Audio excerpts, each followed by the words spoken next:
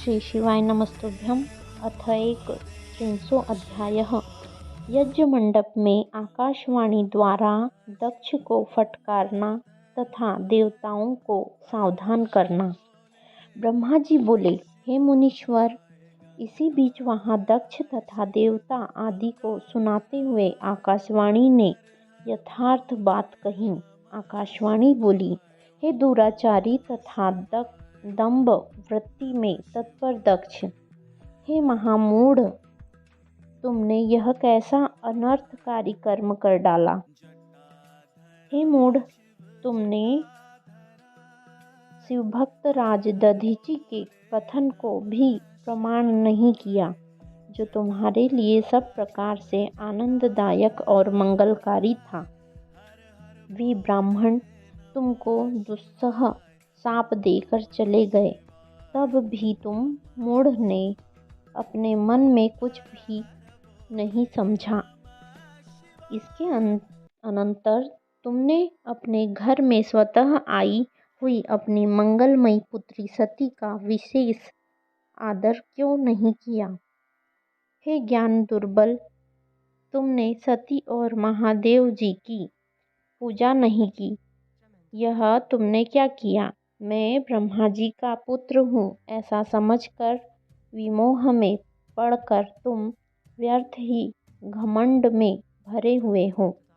वे सती सदा आराधना करने के योग्य समस्त पुण्यों का फल देने वाली, तीनों लोकों की माता, कल्याण स्वरूपा और शंकर के आधे अंग में निवास करने वाली है।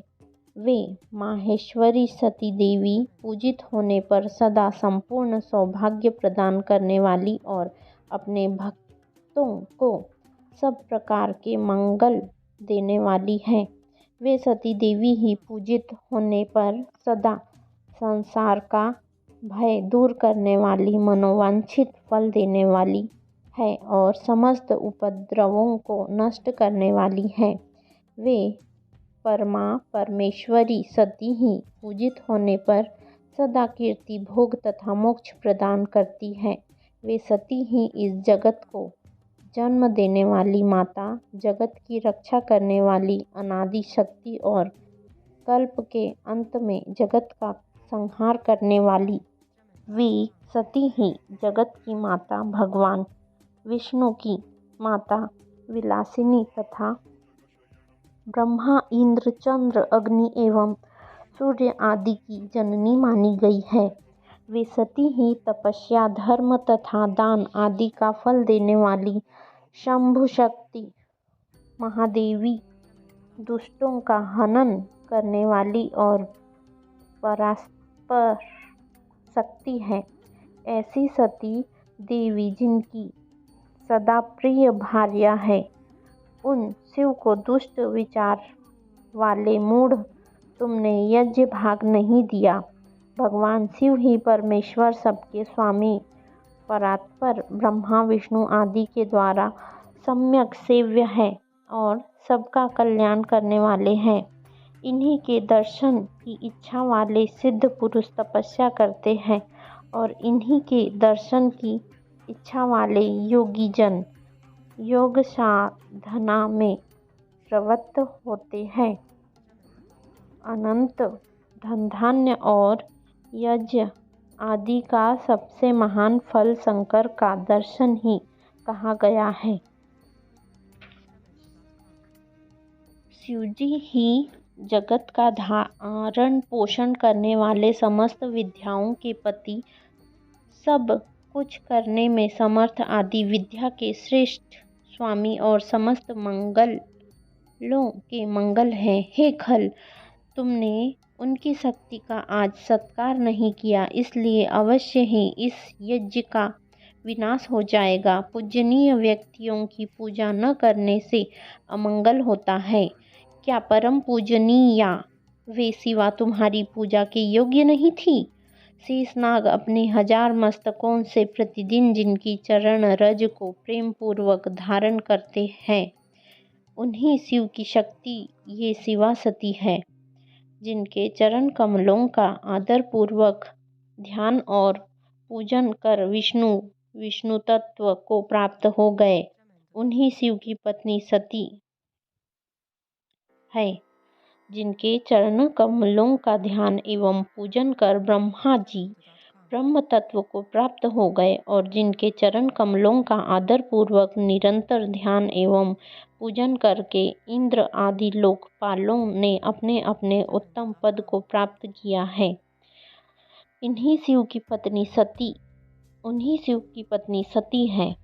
भगवान शिव संपूर्ण जगत के पिता है और शक्ति स्वरूपा देवी सती जगत माता कही गई है। हे मूढ़, तुमने उनका सत्कार नहीं किया, तुम्हारा कल्याण कैसे होगा? तुम्हारे ऊपर दुर्भाग्य का आक्रमण हो गया है और विपत्तियां टूट पड़ी हैं, क्योंकि तुमने भक्तिपूर्वक उन भवानी और शंकर की आराधना नहीं की। कल्याणकारी शिव जी का पूजन अर्चन न करके मैं कल्याण प्राप्त कर लूँगा, यह कैसा गर्व है? वह तुम्हारा दुर्वार गर्व आज विनष्ट हो जाएगा। इन देवताओं में कौन ऐसा है जो सर्वेश्वर शिव से विमुख होकर तुम्हारी सहायता करेगा? मुझे तो ऐसा कोई दिखाई नहीं दे रहा है। यदि देवता इस समय तुम्हारी सहायता करेंगे तो जलती हुई आग से खेलने वाले पतंगों के समान वे नाश को ही प्राप्त होंगे। आज तुम्हारा मुख जल जाए, तुम्हारे यज्ञ का नाश हो जाए और जितने तुम्हारे सहायक हैं वे भी आज शीघ्र ही भस्म हो जाए। जो आज इस दुरात्मा दक्ष की सहायता करेंगे, उन समस्त देवताओं के लिए शपथ है कि उनका कर्म तुझ दक्ष के अमंगल के लिए हो।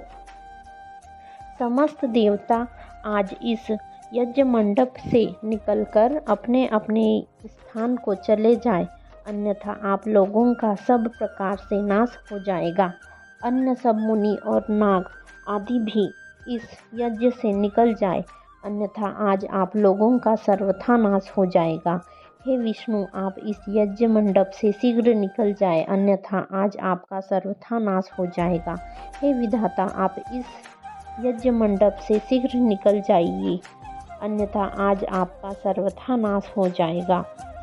ब्रह्मा जी बोले, हे नारद, संपूर्ण यज्ञशाला में बैठे हुए लोगों से ऐसा कहकर सबका कल्याण करने वाली आकाशवाणी मौन हो गई।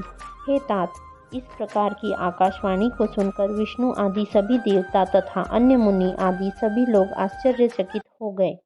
इस प्रकार से शिव महापुराण के अंतर्गत द्वितीय रुद्र संहिता के द्वितीय सतीखंड में सती उपाख्यान में आकाशवाणी का वर्णन नामक 31वां अध्याय पूर्ण हुआ। श्री शिवाय नमस्तुभ्यम।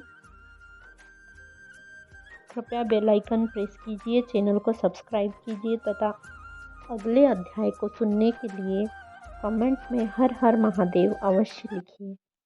श्री शिवाय नमस्तुभ्यम। धन्यवाद।